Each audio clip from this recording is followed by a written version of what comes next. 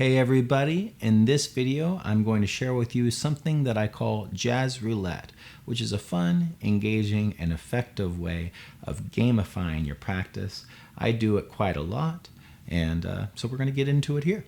Throughout this video you will see examples from the web app that I developed. You can access that app by joining my Patreon. There's also a full step-by-step course of instruction on Patreon that I am continually adding content to on a weekly basis, both with videos and PDFs, and we have weekly Zoom classes on Sunday. There's also a vibrant community and a nice Discord, a lot of cool stuff. So I hope that you'll join us there. If this is the first Labyrinth of Limitations video that you've ever seen, I recommend going back to what I posted in February with Foundations 0 and Foundations 1. There are also available from my website the PDFs that go along with what we're doing here, and they're kind of like textbooks that will fill you in on the details. So check that out. And please consider giving this video a like and a subscribe if you would like to see more content like this. We can play Jazz Roulette in multiple levels. I'm going to share that with you, how it works a bit, and I'd like to invite you to follow along as we go. So here I am. I'm going to roll just one dice. It's going to tell me what fret to play. And it's telling me to play the 12th fret of the 5th string. I'm going to make that the root of a drop 2 chord. Let's make it a major 6. And this is what we get. So let's try another one and see if you can do it. So you have to just choose the 2nd fret. And there's nothing to it. It's the same shape, except for it's kind of a stretch to play this chord. So that's all there is to it to level 1. Let's go on to level 2. Level 2, things get a bit more challenging. We're going to roll the fret dice, and we're going to roll the chord tone dice. It's saying to go to the 10th fret of the 5th string. And can you play the chord that would make that the 5th of a drop 2 chord? So, like that. Now the thing is, I don't have to play just a drop 2 on this set of strings. I could instead play this. And that would also answer the puzzle. So that's just a little bit more advanced way to give the answer, but in both cases, I am making that note the 5th of a major 6 chord. So that is level 2. Let's do one more. So I'm rolling the chord tone dice and I'm rolling the fret dice. Here I am on the 2nd fret. I'm going to make that the 6.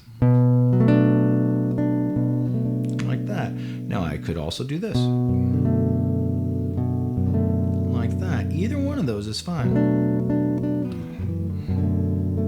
In both cases, this is the 6th of a major 6 chord. So that is level 2. Level 3, things get a little bit more challenging. We could not roll this dice and just roll these two. And that already makes it quite challenging. So you could see this as kind of like easier version of level 3.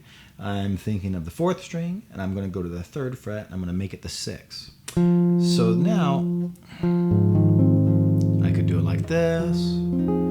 These are the same chords either way. Now I don't know what I would do like that. And I'm purposefully trying not to think of what the roots of these chords are. I'm just asking myself, do I know the chord shape that would make this note the 6th? And that's really important. Let's go ahead and roll this for a full level 3 experience. And now we're on string 1, fret 5, and we're making it the root. So do you know the answer? The answer is this.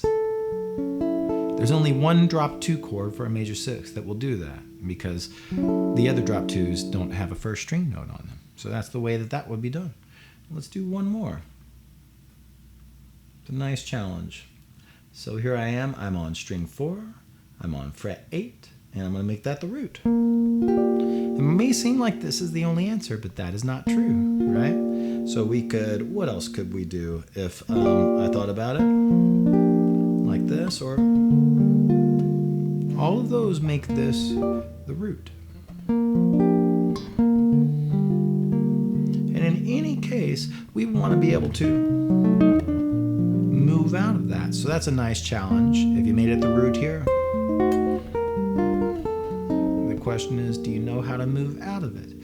Both in the same kind of floor of the elevator, or if you're a more advanced player, can you do stuff like this? Moving out of it in different directions, using the elevator type of concept, which is really nice, or with borrowing, or any number of things. So before going on to level 4, which is quite challenging, we could do another thing that is also challenging and apply this type of practice to what I shared with you in the last episode about improvising chord melodies in any key.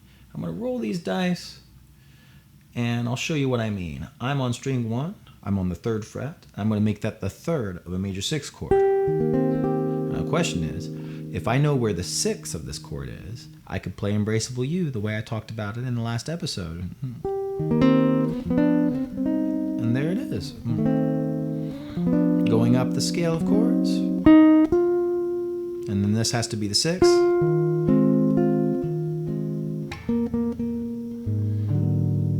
Just like that. Some complicated things with transformation I'm doing, but we could do this and really, apply it to any song where you've identified what the notes of the melody are in the way that I talked about in the last episode. And if this were the 6th, that would be a nice, oh, there it is, there's a 6. So string 5, fret 11. So now I'm really testing Embraceable You, or for that matter, any number of songs that start with the 6th. And so I'm going to go to 5th string, 11th fret, and here's the 6th. I'm not even harmonizing for starters, but I could. And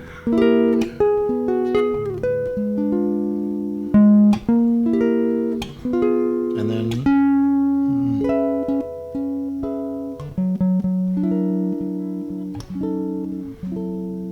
just like that. Really pretty way to practice in a musical way and really challenge yourself. I find level 4 quite challenging, but it's nice to know that it's there and just to kind of show it to you, and it means that we always have space to grow. If you know my elevator system and you've been studying that from me on Patreon, this can kind of give you an idea of how much we have to learn if we really want to become fluent in our polyphony. So here I go. I'm rolling all 4 dice by clicking on the title here, and it says I'm going to think of string 5, fret 9, and I'm going to make that the 6th, and I'm going to play a 3rd in the elevator system. So that is like this. So that's a 3rd, and I like to do this and move through the scale of chords in some way, maybe moving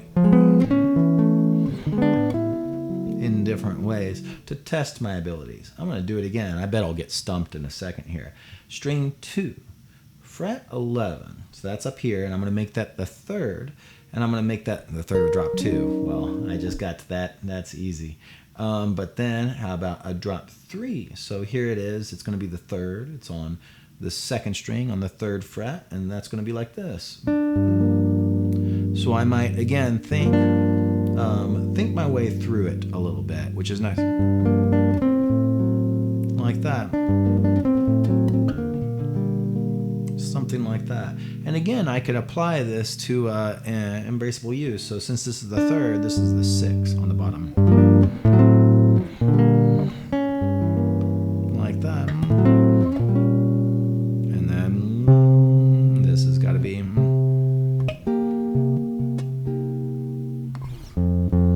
Wow, that's challenging. But I'm thinking the same way that I talked about in the last episode here. So this is Jazz Roulette, and you can try this out just kind of with, if you have dice around, assigning the dice different values and testing your ability to do things. Or you could sign up for my Patreon and get access to the app and try it out there. Hope this has been interesting to everybody. It's a lot of fun developing this stuff for folks, and that'll be it for today. Happy practicing with your Jazz Roulette.